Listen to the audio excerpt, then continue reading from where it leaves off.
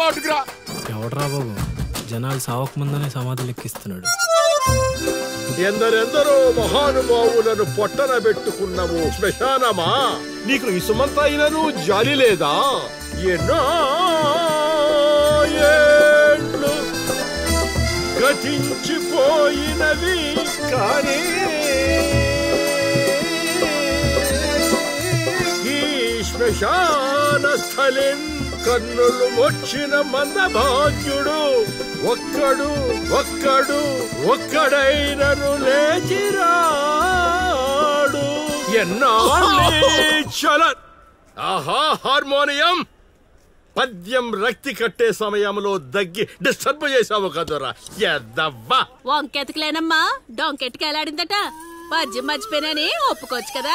సాంఘిక నాటకాల హీరోయిన్ ఇంత గొప్ప హరిశ్చంద్ర నాటకములో నా పక్క అది నా పక్క చంద్రమతి వేషమంటే మాటలా, నాకే కౌంటరా? పద్మశ్రీ అయ్యగారు తాళాల దగ్గర ఇచ్చమంటారా? టైం కాదురా, నే చెప్తాగా. ముందా మంచినీళ్లు గొంతు శృతి చేసుకోవాలి. గురువుగారు యాదవ సేతురం కాకపోతే రిహార్సల్స్ కూడా ఈ గెటప్లు ఏంటండి? ఒరే హార్మోనిస్టు, వేషం పడకపోతే పద్యానికి గొంతు పెగలదురా. మొదలెట్టండి.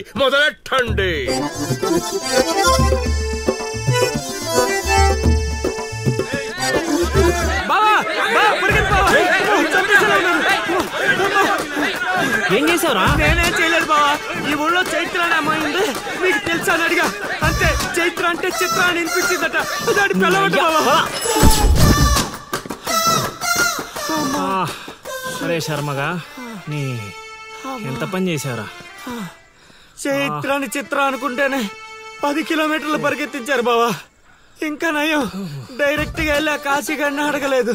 కూర్చోబడిపోతుంది బావా. చైత్రని వెతికి రూట్ ఇది కాదురా. మరేంటో తమరే చెప్పండి బాబు.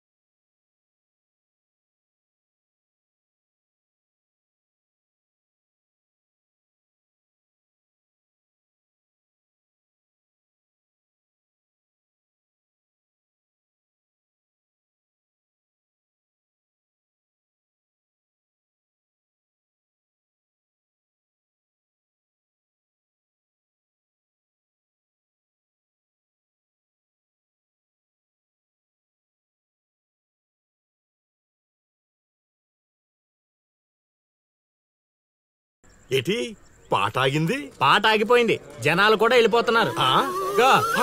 అలా కొయ్యిలా నిలబడకపోతే 10 రూపాయలు ధర్మం చేయొచ్చు కదా. హతవిధి కళాకారుడు యాచించుటయా? కళామ తల్లికి తీరని అవమానం కదా. అంటే ఆ రోజుల్లో రాముణ్ణి వెతుక్కుంటూ లవకుశులు ఆ ఊరు ఈ ఊరు గానం చేసుకుంటూ తిరిగారు కదా.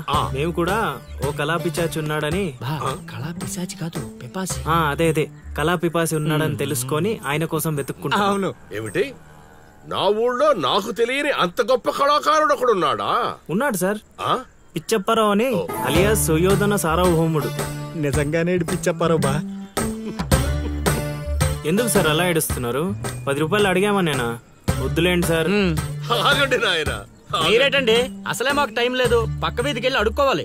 నీకు అవసరం లేదు నాయనా. ఈ రోజు మొత్తం కలెక్షన్ మీరే ఇచ్చేస్తారా? కాదు నాయన, మీరు వెతుకుతున్న ఆ పిచ్చి అప్పారావు అలియాస్ సుయోధన సార్వభౌముడిని నేనే నాయన. బాబు గారు, లేవండి. అవసరం లేదు నాయన.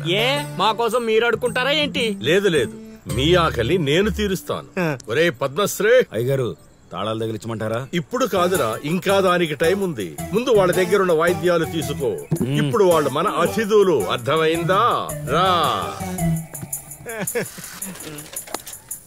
ఇంతకీ మన దేవురు నాయనా? సిల్కలూరుపేట. ఓహో, అవును, అక్కడ కళాకారులు ఎక్కువే. అవునవును, అక్కడ అన్ని రకాల కళాకారులు ఎక్కువే. అవును, ఈ లవకుశులుగానే ఎందుకు చేయాలనుకున్నారు? ఏ రాముడు కృష్ణుడు చేయొచ్చుగా. అంటే చిన్నప్పటి నుంచి అలవాటు చేసుకున్నాను సార్. వయసు పెరిగిన కొద్దీ మీసాలు గడ్డాలు పెరిగిపోయాయి. అవునండి, వాటికి ఎరువులు వేయాల్సిన అవసరం గానీ నీళ్లు పోయాల్సిన అవసరం గానీ ఉండదు కదండి, వాటంతటో పెరుగుతుంటాయి. అవునయ్యో, ఈ ఊరంతా నా కళకు అభిమానులే. నా అంత గొప్ప కళాకారుడు కావాలంటే మీరు కూడా నాతో ఉండిపోండి. సార్ ఆ ఇల్లు ఎవరిది సార్? ఏది అదా? కాశీ అని మా బంధువుల ఇల్లే. అదిగో ఎదురుగా వస్తోంది అమ్మవారి ఊరేగింపు, ఆ ఇంటికే వెళుతోంది. చూడు బాబు, ఇదే మా ఇల్లు. ఈ కళాపిపాసి ఆహ్వానాన్ని స్వీకరించండి. రండి సార్. ఇవన్నీ మీకొచ్చినవేనా సార్? కొన్ని తెచ్చి పెట్టుకుంటే నీకు కూడా వస్తాయి బాబు. పార్వతి, కళని కళాకారుల్ని అవమానిస్తున్నావు. అలానే కదా బంగారు ప్రాసుల్ని కాస్త దాన్ని ప్రాసులు చేసేశారు. ఆ ధాన్యాన్ని బియ్యం చేసి తింటేనే కదమ్మా బంగారమైన సంపాదించగలం, లేదా బంగారంలో బతకగలం. సెహవాడ్, సెహవాడ్, నీ మాటతోనైనా కొందరి కళ్ళు తెరుచుకోవాలి. అన్నట్టు వీళ్ళు అర్థమైంది. ఏమే, ఇంకో 2 కంట వండి పడే తినిపోతారు. సత్రంలో తయారైంది కొంప. ఇది 1980లో వచ్చింది, ఇది 90లో వచ్చింది. సార్ ఇవన్నీ మనకొచ్చినవని చెప్పుకోకపోతే బతకలేదు సార్.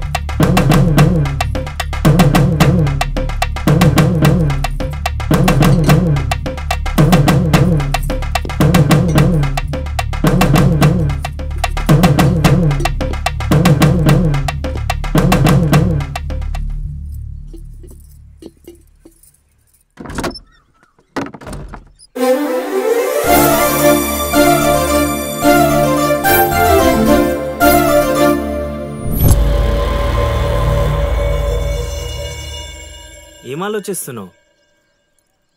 వెళ్ళిపోదాం పద ఇక్కడి నుంచి. ఎక్కడికి? మన ఊరికి. నాకే ఊరు లేదు. మా అమ్మ నాన్న చనిపోయి చాలా కాలమైంది. నేను ఒంటరి. అయినా నన్ను రమ్మడానికి నువ్వెవరు? అదేంటి అలా మాట్లాడుతున్నావు? నీకేమన్నా పిచ్చా? పద వెళ్దాం. ఒక్కసారి చెప్తే అర్థం కాదా? అయినా నీకు నాకు ఏంటి సంబంధం? ఏంటి సంబంధమా? ఒంటరి అన్నావు కదా, అదే ఒంటరిగా ఉన్నప్పుడు నీ మనసును అడుగు. నేను నిన్నెంత ప్రేమిస్తున్నానో నువ్వు నన్ను అంతే ప్రేమిస్తున్నావు అని అదే చెప్తుంది. నేను నీకు చెప్పానా? అయినా నువ్వే గాలికి తిరుగుతావు. ఎప్పుడు ఎలా ఉంటావో నీకే తెలీదు. అటువంటిది నిన్ను నమ్మి ఎలా రమ్మంటావు? అయినా వాడు నన్ను కొట్టుకుంటూ తీసుకొచ్చాడు. ఆ రోజు నువ్వు చూస్తూ ఉండిపోయావు. నిన్నేమనాలి? అదా నీ ప్రాబ్లం? ఈ మాత్రం కన్ఫర్మేషన్ చాలు నేను ఫిక్స్ అవ్వడానికి. అయినా నేను ప్రేమించిన అమ్మాయికి పెళ్ళై ఉండాలని మా గురుగారు ఎప్పుడో చెప్పారు. ఆనందం వస్తే స్టెప్ లేకుండా ఏడ్చు కూర్చుంటారా? ఇప్పుడు చెప్తున్నా విను. తెలియకుండా తీసుకెళ్ళిపోవడం, చెప్పకుండా లేపుకెళ్ళిపోవడం కష్టం కాదు, నాకిష్టం లేదు. తీసుకెళ్ళను లేపుకెళ్ళను అన్నానని నువ్వు దేనికి ఫిక్స్ అవ్వకు. ఎందుకంటే నా మాటకి నేనే ఫిక్స్ అవను. 24/7 ఎప్పుడైనా వస్తా. కొంచెం రెడీగా ఉండే.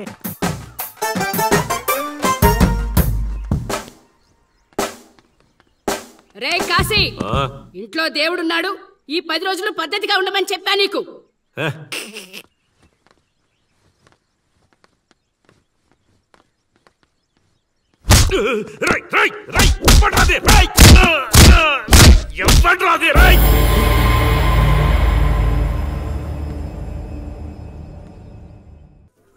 బా, కాశీగాడు ఊర్లో ఆడింట్లోకి వెళ్ళి మరి ఆడిని కొట్టావంటే నువ్వు మామూలుడు కాదు బా. నువ్వు మగాడు అంటే